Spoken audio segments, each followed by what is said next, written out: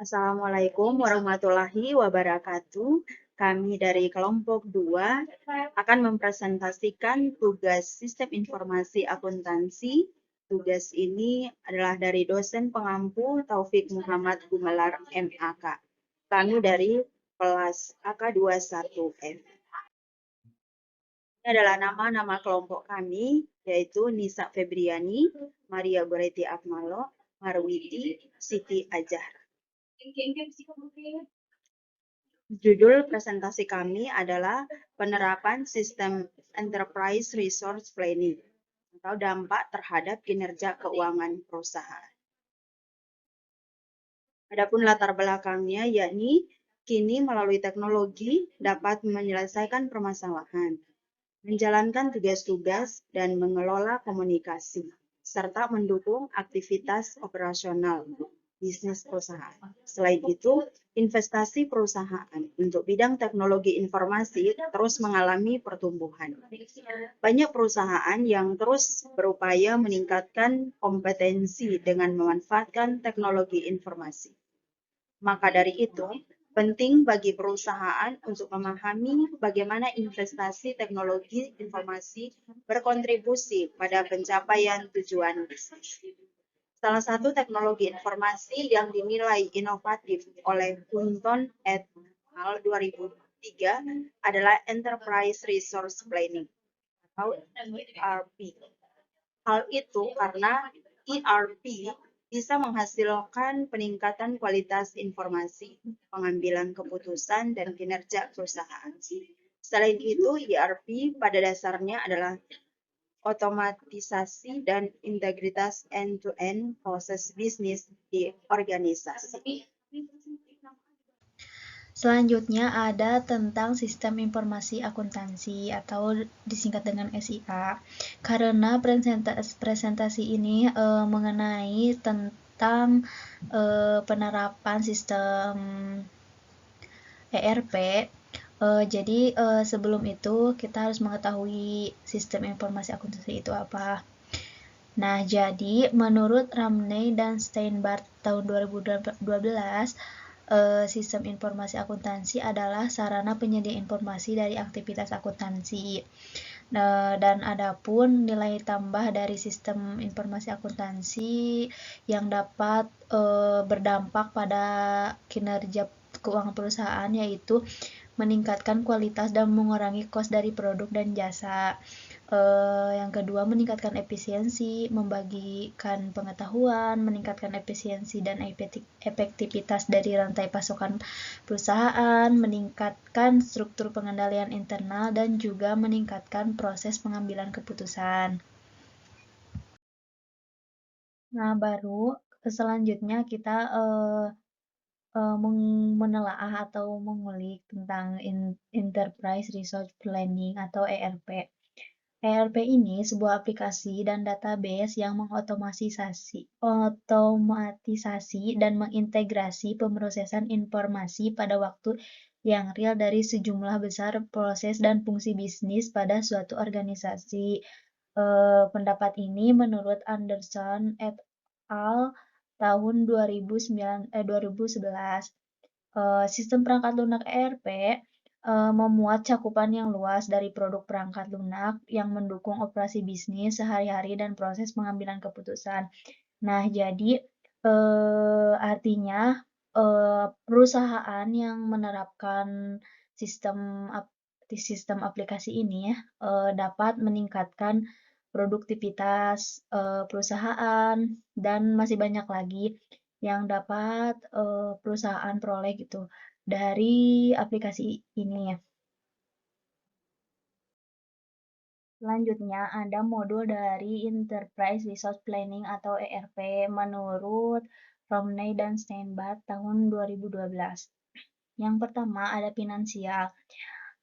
Fungsi modul ini adalah untuk melakukan jurnal umum dan sistem pelaporan seperti jurnal umum, piutang, aset tetap, penganggaran, manajemen kas, serta persiapan laporan manajerial dan laporan keuangan. Yang kedua ada Human Resource and Payroll. Hal ini berkaitan dengan penggajian atau SDM. Selain itu, Modul ini juga mengelola eh, apa ya, keuntungan karyawan, pelatihan, waktu dan kehadiran, benefit, dan laporan untuk pihak yang membutuhkan. Yang ketiga ada order to cash atau siklus pendapatan. Modul ini untuk melakukan entry pesanan penjualan, pengiriman, persediaan penerimaan kas, dan perhitungan komisi. Lalu ada purchase to pay atau siklus pengeluaran. Modul ini terkait dengan pembelian, penerimaan, dan pemeriksaan persediaan, manajemen persediaan dan gudang, serta pengeluaran kas. Yang kelima ada manufacturing atau siklus produksi. Modul ini bermanfaat untuk mengatur jadwal produksi, tagihan bahan baku, barang dalam proses, manajemen alur kerja, pengendalian kontrol, manajemen cost, serta proyek dan proses manufaktur. Lalu yang keenam ada project management atau costing. Modul ini untuk mengelola penagihan, waktu, dan beban unit kerja, dan juga manajemen aktivitas. Lalu kemudian ada Customer Relationship Management. Modul ini terkait dengan penjualan dan pemasaran, komisi, pelayanan, customer contact, dan call center support. Jadi, ini berkaitan dengan hubungan dengan customer, yang artinya karyawan harus selalu menjaga hubungan baik dengan customer agar dapat meningkatkan juga produk yang di apa ya, yang dijual oleh perusahaan. Selanjutnya ada dampak ERP terhadap kinerja perusahaan. ERP memungkinkan terjadinya berbagai otomatisasi kegiatan perusahaan. Penerapan sistem ERP, pekerjaan yang awalnya dilakukan secara manual dapat dikerjakan oleh sistem. Hal ini dapat berdampak pada pengurangan jumlah karyawan dan salah satu dampak dari implementasi sistem ERP adalah meningkatkan produktivitas. Return on Asset atau ROA dan Return on Sales atau Net Profit Margin atau NPM digunakan untuk mengukur kinerja keuangan perusahaan dengan cara membandingkan kinerja keuangan perusahaan sebelumnya, selama dan sesudah menerapkan sistem ERP. Dan hal ini menunjukkan kinerja perusahaan terukur lebih baik setelah perusahaan mengimplementasikan ERP. Lalu, sistem ERP memberikan beberapa nilai tambah bagi perusahaan, di antaranya adalah komunikasi yang lebih baik dan terintegrasi dengan customer dan supplier yang diharapkan akan berdampak pada manajemen piutang dan hutang yang lebih baik pula. Maka dari itu, dapat disimpulkan bahwa manajemen piutang perusahaan yang menerapkan sistem ERP lebih baik bila dibandingkan dengan perusahaan yang tidak menerapkan sistem ERP. Adapun keuntungan penerapan ERP yang akan diperoleh perusahaan salah satunya adalah perbaikan manajemen persediaan. Sistem ERP mengintegrasi informasi dari departemen seperti penjualan dan pengadaan dengan sistem produksi yang berdampak pada perbaikan jadwal produksi.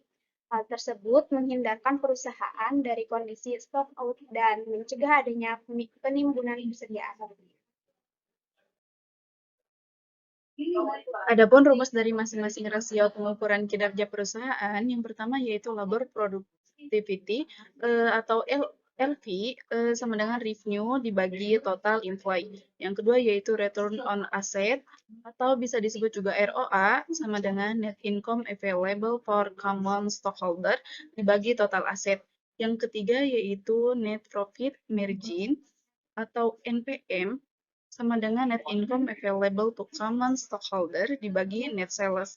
Yang keempat yaitu inventory turnover atau IT sama dengan COGS dibagi average inventory. Yang terakhir yaitu akun receivable turnover atau IRT sama dengan net sales dibagi average trade receivable. Kesimpulannya yaitu Kesimpulannya yaitu dapat disimpulkan bahwa jika perusahaan menerapkan sistem IRP, kemungkinan besar terjadi peningkatan secara signifikan rasio-rasio keuangan, yaitu inventory turnover, net profit margin, gross profit margin, operating margin, dan free tax margin. Selain itu juga IRP dapat meningkatkan kapabilitas perusahaan dan pengaruh implementasi IRP dilihat dari return on asset, return on investment, dan asset turnover. Perusahaan yang tidak merupakan IRP, perusahaan yang tidak menerapkan IRP, mohon maaf, secara signifikan lebih rendah dibandingkan dengan perusahaan yang menerapkan IRP. Mungkin hanya itu saja dari kelompok kami, kurang lebihnya kami mohon maaf. Wassalamualaikum warahmatullahi wabarakatuh.